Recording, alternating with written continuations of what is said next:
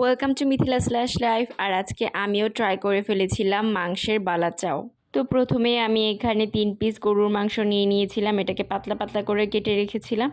আর দিয়ে দিয়েছিলাম ঘরোয়া যে মশলাগুলো আছে সেইগুলাই, হলুদ মরিচ আদা রসুন ধনিয়া জিরা এইগুলাই, জাস্ট নর্মাল যে ঘরের যে মশলাটা আছে সেটাই দিয়েছিলাম, কোনো রকম গরম মশলা এখানে আমি ইউজ করিনি। তারপরে সবগুলোকে আমি লো হিটে রেখে আস্তে আস্তে ভেজে নিয়েছি। তারপরে আমরা ভেজে নেব পেঁয়াজ রসুন, আর পেঁয়াজ রসুনটাকে আমি কুচি কুচি করে কেটে নিয়েছি। তারপরে এটা আমরা বেরেস্তার মতো ভেজে নেব, বেশি পোড়া পোড়া করা যাবে না। তারপরে আমি একটু আলু কুচিও ভেজে নিয়েছিলাম। এখন ভেজে রাখা বিফগুলো আমরা একটু মরিচের গুঁড়ো দিয়ে ব্লেন্ড করে নেব।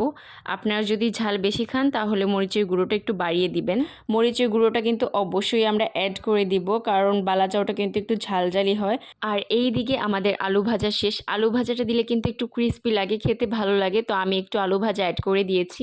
চিংড়ি শুটকি তো আমি দেখি আলু ভাজাটা ইউজ করে, তো আমার কাছে সেটা ভালোই লাগে, অনেকের কাছে নাও ভালো লাগতে পারে।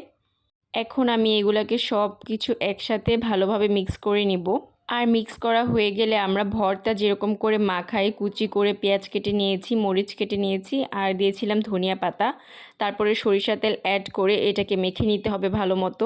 আর এইটা খেতে এত বেশি মজা হয়েছিল বলার বাইরে। আম্মু খেয়ে বলছিল যে এটা চিংড়ির যে বালা চাও সেটা থেকেও নাকি বেশি মজা হয়েছে। আমি আগে জানলে আরও বেশি করে বানিয়ে রাখতাম।